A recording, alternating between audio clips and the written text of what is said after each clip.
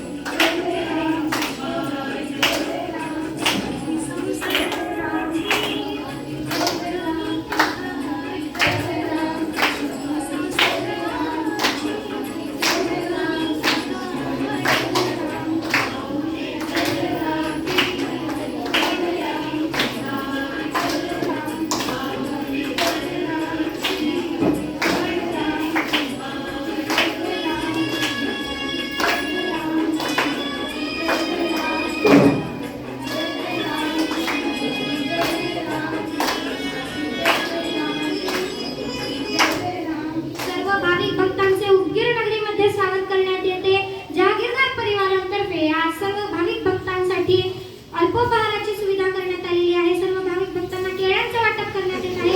केळं खाणं झाल्यानंतर सर्व भाविक भक्तांनी डाव्या कोपऱ्यात असलेल्या कचरा कुंडीमध्ये केळं टाकावं. काय टाकावं? केळ टाकावं.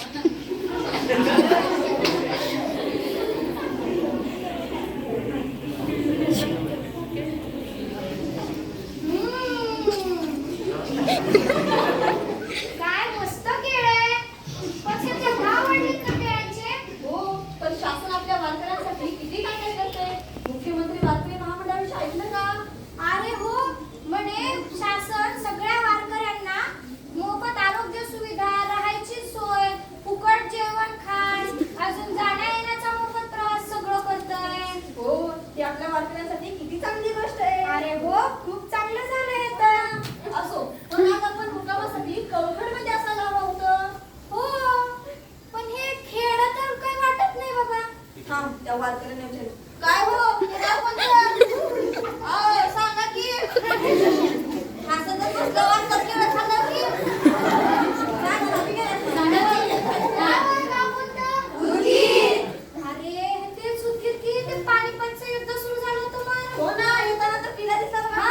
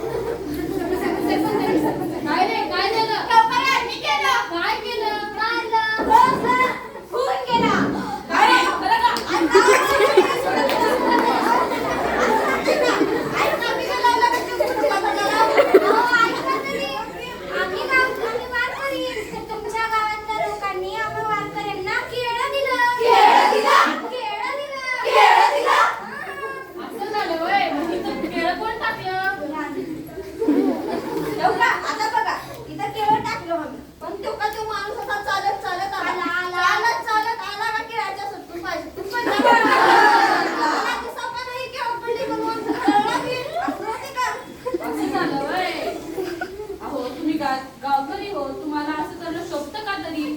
मी तुम्ही सांगितलं होतं ना हो, केळीचं सालपट कचरा कुंडीत टाका म्हणून. बरोबर आहे मग. तुम्हाला मला त्या पंढरीच्या पांडुरंगाला तरी आवडेल का? सांगा मला. बरोबर आहे माऊली, तुला आमचं. केळाचं सालपट उचलून टाका.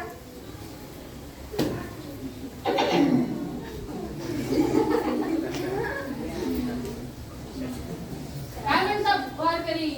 हे